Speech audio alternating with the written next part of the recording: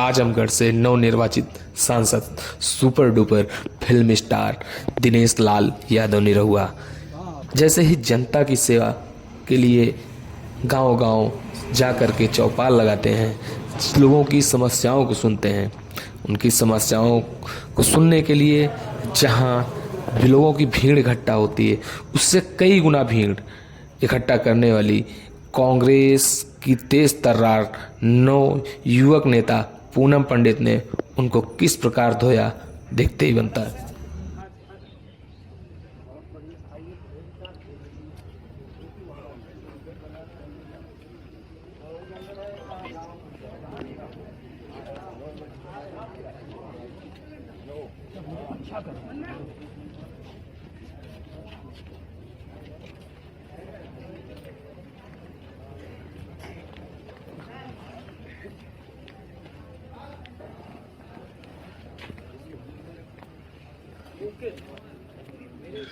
जहां सांसद दिनेश लाल यादव निरहुआ का आजमगढ़ में किसी मंत्री या मुख्यमंत्री से भौकाल कम नहीं है, वहीं उन्हीं के क्षेत्र, उन्हीं के गढ़ आजमगढ़ में कांग्रेस नेता पूनम पंडित ने जाकर उनको किस तरह धोया, देखते ही बनता है।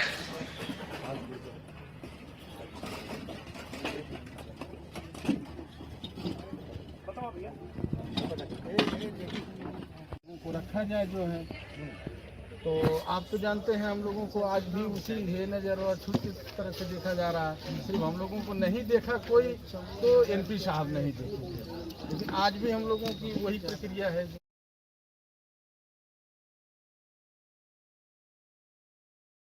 कि हम लोग क्या करें कि आज कम से कम दिए हुए 7-8 दिन हो चुका है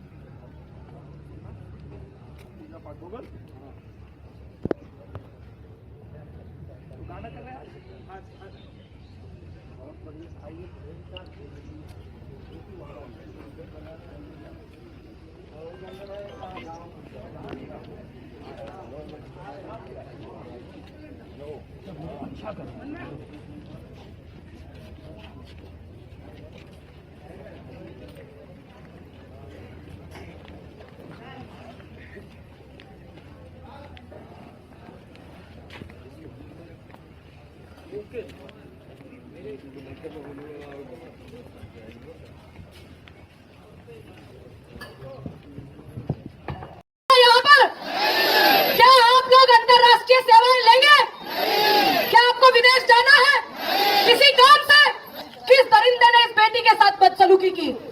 आज इस समय में है किसी की इतनी औकात जिसने बदतमीजी की और वो ये कह सके खड़ा होकर के कि हाँ मैंने इस बेटी के साथ बदतमीजी की है।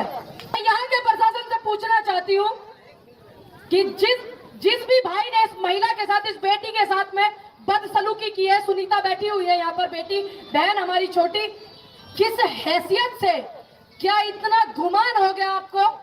इस वर्दी का सम्मान ऐसा देश का कोई नागरिक नहीं होगा जो नहीं करता होगा। इस वर्दी का सम्मान हर बेटी करती है, तो इस वर्दी के चोले में भीतर घुस करके किस दरिंदे ने इस बेटी के साथ बदसलूकी की? आज इस समय में है किसी की इतनी औकात जिसने बदतमीजी की और वो ये कह सके खड़ा होकर के कि हाँ मैंने इस बेटी के साथ बदतमीजी की है? कोई नहीं होगा।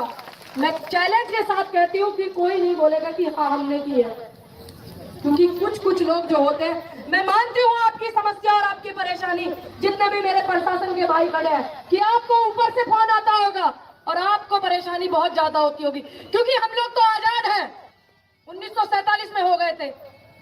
आप लोग थोड़ा बंद गए हैं जिस दिन से नौकरी करने लगे हैं, लेकिन जमीर को जिंदा रख करके कीजिए, क्योंकि एक बेटी आपके घर में वो भी होगी जो आपको धरती पर लेकर आई है। एक बेटी वो भी होगी जो आपकी कलाई पर राखी बांधती है। तो इतनी दरिंदगी बिल्कुल ठीक नहीं। और आज के जो मुद्दा है, मैं उस मुद्दे पर आती हूँ। यहाँ पर जो इतने सारे गांव प्रभावित हैं, मैं ये पूछना चाहती हूँ अपने उत्तर प्रदेश के मुख्यमंत्री और देश के हमारे प्रधानमंत्री जो है उनसे, कि पासी में एयरपोर्ट जो है उसका दौरा कितनी बार किया? सिर्फ योगी जी और मोदी जी के सिवा कौन सा हवाई जहाज वहां से उड़ाया? आप लोग यहीं के रहने वाले हो, आप ईमानदारी से बताइए कि कोई जहाज उड़ाया कि नहीं? पीछे से दिखाए मेरे कैमरा वाले भाई, जितने भी हमारे यूट्यूबर्स और पत्रकार जो है, हमारे देश का मीडिया यहाँ पर खड़ा हुआ है, क्या कभी कोई जहाज उड़ा यहाँ पर? क्या आप लोग अंतरराष्ट्रीय सेवाएं लेंगे? क्या आपको विदेश जाना है किसी काम से? नहीं जाना ना? तो मैं देश के उन नुमाइंदों से और उन लोगों से पूछना चाहती हूँ कि आप जिन लोगों को गुमराह बार बार कर देते हैं और आपको वोट दे करके बिठा देते हैं, कि जब इनको जाना ही नहीं। दूसरी बात, यहाँ लखनऊ में, गोरखपुर में, कुशीनगर में, वाराणसी में कितने सारे एयरपोर्ट हैं। आप मॉडिफाई करके इंटरनेशनल उन्हें बनाइए। और इन एयरपोर्ट के लिए कौन सी जमीन एक बार होती है? कौन सी होती है? जो खंजर होती है वही होती है ना? उपजाऊ तो नहीं होती ना? उपजाऊ जमीन अपनी नहीं दोगे ना? नहीं। जब देश में किसान एक हुआ है, जब पूरे देश में, आप रिकॉर्ड उठा करके देखना, और उसमें आहुति डाली गई है महिला शक्ति ने अपने सपोर्ट की, तो आप देखना बड़ी बड़ी सरकारें ऐसे हालतियां आपने देखा नहीं। 750 किसानों की शहादत हो गई थी, 13 महीने आंदोलन चला था। सरकार झुकी ना? कौन झुका? तानाशाह झुका। तो ऐसे ही ये तो उत्तर प्रदेश की बात है, जब देश के इतने बड़े बड़े बैठ कर के सिस्टम में और इतने ज्यादा निर्लज लोग झुक सकते हैं सिर्फ किस चीज से? आपकी एकता से, आपके भाईचारे से।